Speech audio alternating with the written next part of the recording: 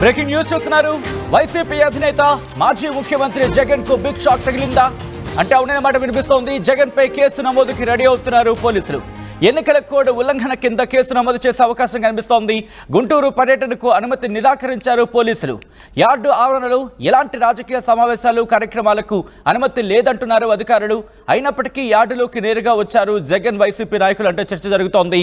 జగన్ వచ్చే సమయంలో కూడా యార్డులో రాజకీయ సమావేశాలకు అనుమతి లేదంటూ మైక్లో ప్రచారం చేస్తున్నారు. ఈ నేపథ్యంలోనే ఇప్పుడు మాజీ ముఖ్యమంత్రి వైసీపీ అధినేత జగన్ మీద కేసు నమోదయ్యే అవకాశం ఉందంటూ కూడా చర్చ జరుగుతోంది. దానికి సంబంధించిన బిగ్ బ్రేకింగ్ న్యూస్ చూస్తున్నారు. వైసీపీ అధినేత జగన్ కు బిగ్ షాక్ తగలబోతోంది అంటూ ప్రచారం జరుగుతోంది. ఈ నేపథ్యంలో ఏం జరుగుతోంది, ఏం జరిగే అవకాశం ఉంది, ఏ సెక్షన్స్ కింద కేసు నమోదయ్యే అవకాశం కనిపిస్తుంది తెలుసుకునే ప్రయత్నం చేద్దాం. అంతకన్నా ముందు అక్కడ ఏం జరిగింది, వైసీపీ అధినేత జగన్ వెళ్ళినప్పుడు అక్కడ ఎటువంటి పరిణామాలు ఉన్నాయి, ఈ అంశానికి సంబంధించి జగన్ రియాక్షన్ ఏంటి ఒకసారి చూద్దాం. టమాటో కానీ పత్తి కానీ ఇలా ఏ పంట తీసుకున్నా కూడా రైతులకు గిట్టుబాటు ధరలు రాని పరిస్థితి. ఈ క్రాప్ వ్యవస్థ నిర్వీర్యమైపోయిన పరిస్థితి. ఈరోజు గ్రామాలలో రైతులను చేయబట్టుకొని నడిపించే ఈ ఆర్బీకే వ్యవస్థ ద్వారా గతంలో పంటలు కొనుగోలు జరిగేటివి.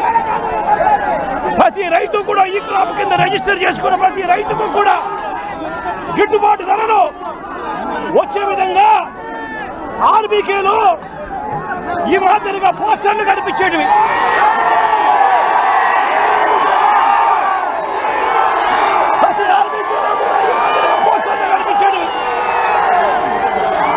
ఈ గిట్టుబాటు ధరల కంటే కూడా తక్కువ రేటుకు ఏ రైతు అమ్ముకోవాల్సిన పరిస్థితి వచ్చేది కాదు. ఒకవేళ అమ్ముకోవాల్సిన పరిస్థితి ఏ రైతు ఉంటే ఆ రైతు ఆర్బీకేకి వచ్చి రిజిస్టర్ చేసుకుని 1907కు ఫోన్ చేస్తే చాలు, ఆ రైతులకు వెంటనే ప్రభుత్వం జోక్యం చేసుకుని పంటలు కొనుగోలు చేసే పరిస్థితి. ఆ రోజుల్లో ధాన్యం ప్రొక్యూర్మెంట్ కు 65,000 కోట్ల రూపాయలు ఖర్చు చేసి ధాన్యం కొనుగోలు రాష్ట్ర ప్రభుత్వం రైతులకు గిట్టుబాటు ధర ఇప్పించే కార్యక్రమం చేస్తే ఈ రోజు ధాన్యం కొనుగోలులో ఏ రైతుకు కూడా కనీస రాలేదు. ప్రతి రైతు కూడా 300 రూపాయలు తక్కువ రేటుకు ధాన్యం కొనుగోలు జరిగినది. రైతు అమ్ముకోవాల్సిన పరిస్థితి వచ్చింది. దళారులకు ఇతర పంటల కొనుగోలుకు వైఎస్ఆర్సీపీ ప్రభుత్వ హయాంలో 7,000 కోట్ల రూపాయల పైసలకు ఇతర పంటల కొనుగోళ్ల కోసం ఖర్చు చేసి ప్రతి రైతులు కూడా ఆదుకున్న పరిస్థితి మా ప్రభుత్వంలో ఉంటే ఈరోజు రైతులకు గిట్టుబాటు ధర ఇప్పించాలన్న ఆలోచన లేదు. ఆర్బీకేల ద్వారా కొనుగోలు చేయాలి అన్న ఆలోచన లేదు. ఒక నంబర్ ఫోన్ కొడితే చాలు ప్రభుత్వం స్పందిస్తుందన్న నమ్మకం ఈరోజు రైతుల్లో కూడా కరువైపోయిన పరిస్థితులు ఈరోజు రాష్ట్రంలో కనిపిస్తా ఉన్న పరిస్థితులు. ఈరోజు ప్రతి వ్యవస్థ కూడా నిర్వీర్యమైపోయిన పరిస్థితి. ఆర్బీకేలు నిర్వీర్యమైపోయాయి. ఆర్బీకేలో అనుసంధానంగా ఉన్న ఇంటిగ్రేటెడ్ ల్యాబ్స్ ఈరోజు నిర్వీర్యమైపోయినాయి. గతంలో ఎవరైనా కల్తీ విత్తనాలు అమ్మాలనుకుంటే ప్రభుత్వం ఉంది అని చెప్పి భయపడే పరిస్థితి నుంచి ఈరోజు యథేచ్ఛగా ప్రభుత్వం దగ్గరుండి ఆర్బీకేల ద్వారా ఎరువులు సప్లై, విత్తనాల సప్లై ఆపేసిన కార్యక్రమం జరుగుతూ ఉంది. ఎరువుల సప్లై, విత్తనాల సప్లై, పెస్టిసైడ్ సప్లై ఆర్బీకేల ద్వారా పూర్తిగా స్విచ్చిన పరిస్థితులలో ఈరోజు ఎరువులు కొనాలంటే రైతులు ప్రైవేట్ బ్రోకర్ల దగ్గర కొనాల్సి వస్తూ ఉంది. ప్రైవేట్ డీలర్ల దగ్గర కొంటే వాళ్ళు కనీసము 100 రూపాయల నుంచి 400 రూపాయల బ్లాక్లో అమ్ముతా ఉన్న పరిస్థితి ఎరువులకు. ఈరోజు క్వాలిటీ కంట్రోల్ చేసే విషయంలో ప్రభుత్వం పూర్తిగా ఫెయిల్ అయిపోయిన పరిస్థితి కనిపిస్తూ ఉంది. నాణ్యమైనవి మాత్రమే అమ్మే పరిస్థితి గతంలో ఆర్బీకేల ద్వారా చేస్తే రాష్ట్ర ప్రభుత్వం ఈరోజు నాణ్యమైనవి ఏవి కూడా రైతులకు సప్లై కాకుండా ఉండే పరిస్థితి ఈరోజు రాష్ట్రంలో నెలకొని ఉంది. ఇప్పటికైనా రాష్ట్ర ప్రభుత్వం కళ్ళు తెరిచి రైతులకు పెట్టుబడి సహాయం కింద వాళ్ళు ఇస్తామని చెప్పిన పిఎం కిసాన్ ఖాతా 20,000 రూపాయలు ఏదైతే ఇస్తామని చెప్పారో అది కూడా రైతులను మోసం చేసిన పరిస్థితిలో ఈ రోజు రాష్ట్ర ప్రభుత్వం కనిపిస్తా ఉంది. రైతులకు ఈ రోజు 0 వడ్డీ రాని పరిస్థితి ఈ రోజు రైతాంగం మీద కనిపిస్తా ఉంది. ఈ రోజు ప్రతి విషయంలోనూ కూడా రైతులు ఈ ప్రభుత్వంలో నష్టపోయిన పరిస్థితుల మధ్య చంద్రబాబు నాయుడు గారు ఇప్పటికైనా కళ్ళు తెరవాలి, గుంటూరు మిర్చి యార్డుకు రావాలి, వచ్చి రైతుల కష్టాలు తెలుసుకొని రైతులకు కనీస గిట్టుబాటు ధర వచ్చే విధంగా రైతుల కోసం చంద్రబాబు నాయుడు గారు గట్టిగా నిలబడకపోతే తీవ్రమైన పరిణామాలు ఉంటాయి. రాబోయే రోజుల్లో రైతుల తరఫున చంద్రబాబు నాయుడు గారిని హెచ్చరిస్తా ఉన్నాం. ఈరోజు ఇక్కడ కూడా పరిస్థితి ఏమిటంటే ఒక ప్రతిపక్ష నాయకుడు ఇక్కడికి వస్తున్నాడు అనంటే, రైతులతో మాట్లాడే ప్రయత్నం చేస్తున్నాడు అనంటే కనీసం పోలీసులు భద్రత కూడా చంద్రబాబు నాయుడు గారు ఇవ్వని పరిస్థితి. ఇదే చంద్రబాబు నాయుడు గారికి చెప్తా ఉన్నా, ఎల్లకాలం మీ ప్రభుత్వం ఉండదు. రేపొద్దున ప్రతిపక్షంలో మీరు కూర్చున్నప్పుడు ఇదే మాదిరిగా పోలీసు భద్రత మేము తీసేస్తే ఎలా ఉంటుందో ఒక్కసారి ఆలోచన చేసుకో చంద్రబాబు. రైట్. అది మరి ముఖ్యంగా ఎమ్మెల్సీ కోడ్ ఎన్నికల కోడ్ ఉల్లంఘన కింద కేసు నమోదు చేసే అవకాశం ఉందంటే చర్చ జరుగుతోంది. ఈ నేపథ్యంలోనే ఏం జరిగే అవకాశం ఉంది, ఈ అంశానికి సంబంధించి ఎటువంటి కేసులు నమోదే అవకాశం కనిపిస్తోంది. మా ప్రతినిధి రామారావు అప్డేట్స్ అందించేందుకు సిద్ధంగా ఉన్నారు. రామారావు, మాజీ ముఖ్యమంత్రి జగన్ మీద ఏ సెక్షన్స్ కింద కేసు నమోదే అవకాశం ఉంది? ఖచ్చితంగా జగన్ మీద అయితే మాత్రం కేసు నమోదు చేసేందుకు పోలీసులు కూడా రెడీ అయ్యారు. ఎందుకంటే ప్రధానంగా చూసుకున్నట్లయితే గుంటూరు కృష్ణ గ్రాడ్యుయేట్ ఎమ్మెల్సీకి సంబంధించి నోటిఫికేషన్ వచ్చింది, ప్రచారం చేస్తున్నారు, ఎలక్షన్ కోడ్ అమల్లో ఉందని కూడా అధికారులు చెప్పడం జరిగింది. అయితే జగన్మోహన్ రెడ్డి గుంటూరు మిర్చి యార్డుకి వస్తున్న సమయంలోనే ఆయన పర్యటనకు అనుమతి ఇవ్వలేదు. దీంతో పాటు గుంటూరు జిల్లా కలెక్టర్ కూడా క్లియర్ గా చెప్పారు, యార్డు ఆవరణలోకి రావడానికి వీల్లేదు. ఎందుకంటే ఎలక్షన్ కోడ్ అమల్లో ఉంది కాబట్టి రాజకీయ పార్టీకి సంబంధించినటువంటి ఒక నేత రావటం అనేది ఎలక్షన్ కోడ్ అమల్లో ఉన్న సమయంలో వాళ్ళకి అనుమతి లేకుండా అయితే మాత్రం రావడానికి వీల్లేదని చెప్పడం జరిగింది. దీంతో పాటు ఉదయం నుంచి కూడా ఏదైతే మిర్చి యార్డులో క్లియర్ గా అధికారులు అనౌన్స్ చేస్తున్నారు క్లియర్ గా. ఎందుకంటే ఇక్కడ ఎటువంటి రాజకీయ పార్టీలకు సంబంధించినటువంటి నేతల సమావేశాలకు కానీ వీటికి అనుమతి లేదని కూడా క్లియర్ గా చెప్పడం జరిగింది. సో ఈ నేపథ్యంలోనే జగన్ అనుమతి లేకపోయినా కూడా తాను వస్తాను, అలాగనే తన నేతలు ఏదైతే వైసీపీ నేతలు క్లియర్ గా చెప్పారు, అనుమతి ఇచ్చినా ఇవ్వకపోయినా కూడా మేము వస్తామని చెప్పారు. అయితే యార్డు లోపలికి రాకుండా యార్డు బయట ఉండి రైతులతో మాట్లాడటం కానీ మీడియాతో కూడా మాట్లాడటం కానీ జరుగుతుంది అనుకున్నప్పటికీ కూడా ఆయన నేరుగా డైరెక్ట్ గా మిర్చి యార్డులోకి వెళ్ళడం జరిగింది. అక్కడికి వెళ్లారు, రైతులతో మాట్లాడారు, తర్వాత మళ్ళీ రావడం జరిగింది. ఆ వెళ్ళటం కూడా భారీ స్థాయిలో భారీ కెమెరా అనుచరులు వైసీపీకి సంబంధించినటువంటి నేతలు ఇలాగా భారీ స్థాయిలో యార్డు ఆవరణలోకి వెళ్ళటం జరిగింది. అలాగనే అక్కడ కొంత ఎందుకంటే ఇప్పుడు ఫుల్ సీజన్, సో మిర్చికి సంబంధించి రాష్ట్రంలోని వివిధ ప్రాంతాల నుంచి రైతులు పండించినటువంటి మిర్చి ఇక్కడికి భారీ స్థాయిలో తీసుకొని వస్తారు. ట్రాన్సాక్షన్ జరుగుతున్న నేపథ్యంలో ఒకసారిగా 100 మంది జగన్ వెంట రావటం కావచ్చు, అక్కడ కొంత ఇబ్బందికరమైన వాతావరణం ఉంది. అలాగే జగన్ వచ్చిన సమయంలో కూడా మిర్చి యార్డు అధికారులు క్లియర్ గా చెప్పారు, రాజకీయ ఎటువంటి పర్మిషన్ లేదు, రాజకీయ పార్టీల నాయకులు ఎవరు ఈ విధంగా సమావేశాలు నిర్వహించడానికి వీల్లేదని చెబుతున్నప్పటికీ కూడా అక్కడ వాళ్ళు నేరుగా రావడం జరిగింది.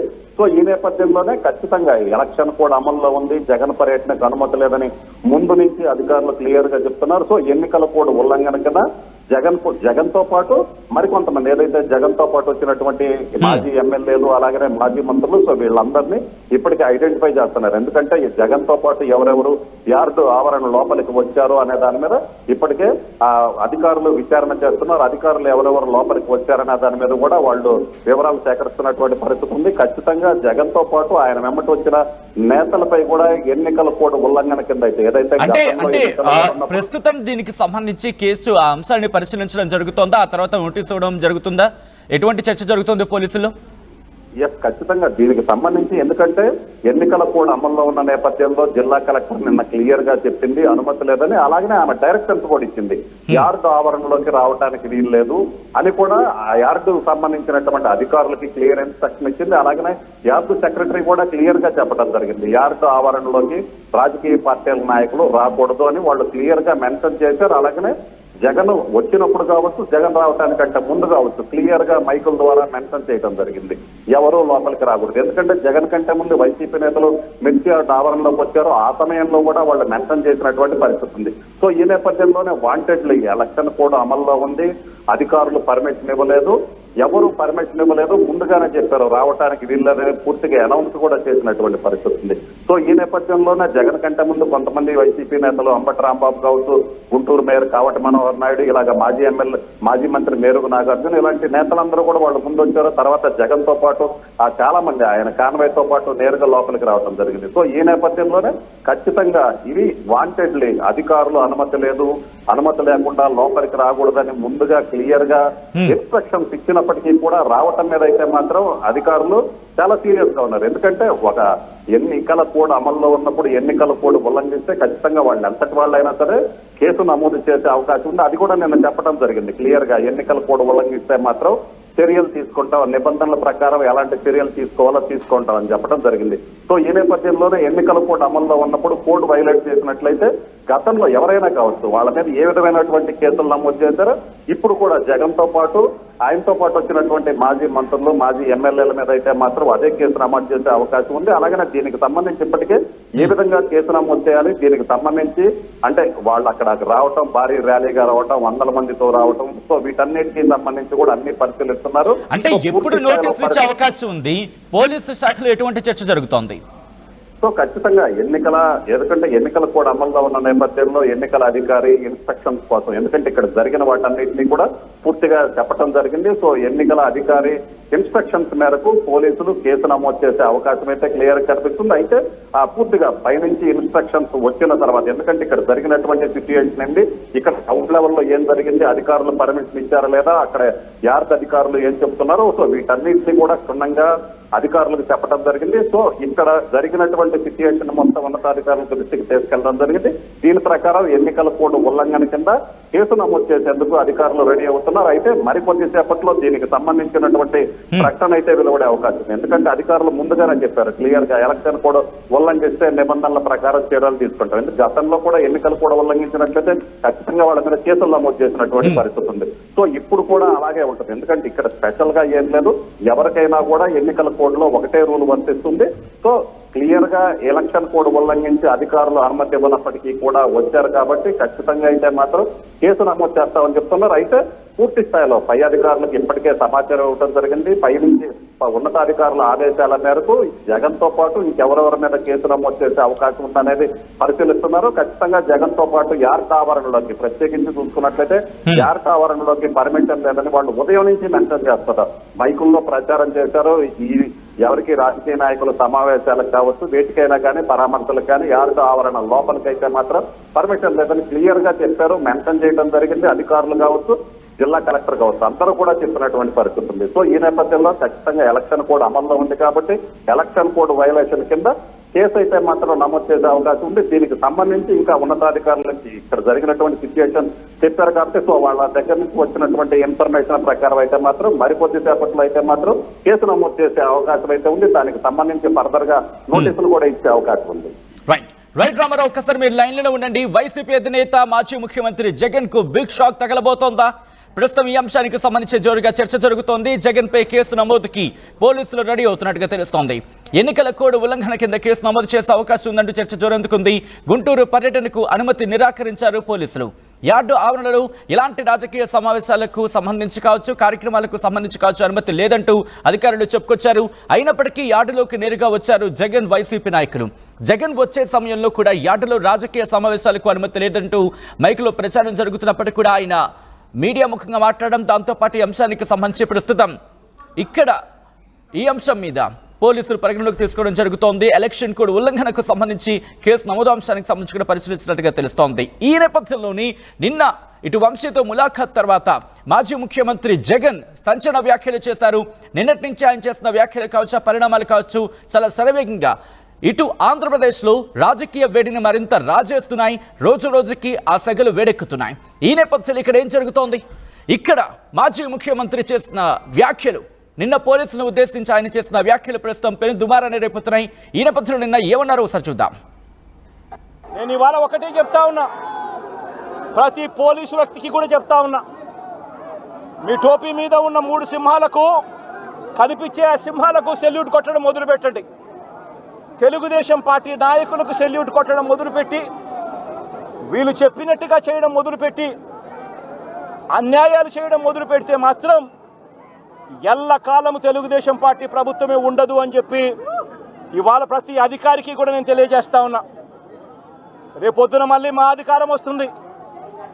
వచ్చినప్పుడు అన్యాయం చేసిన వీళ్ళందరినీ, వీళ్ళ అధికారులందరినీ, అన్యాయం చేసిన ఈ నాయకులందరినీ కూడా బట్టలు కూడా తీసి నిలబెడతామని చెప్పి కూడా ఈ సందర్భంగా తెలియజేస్తా ఉన్నాను.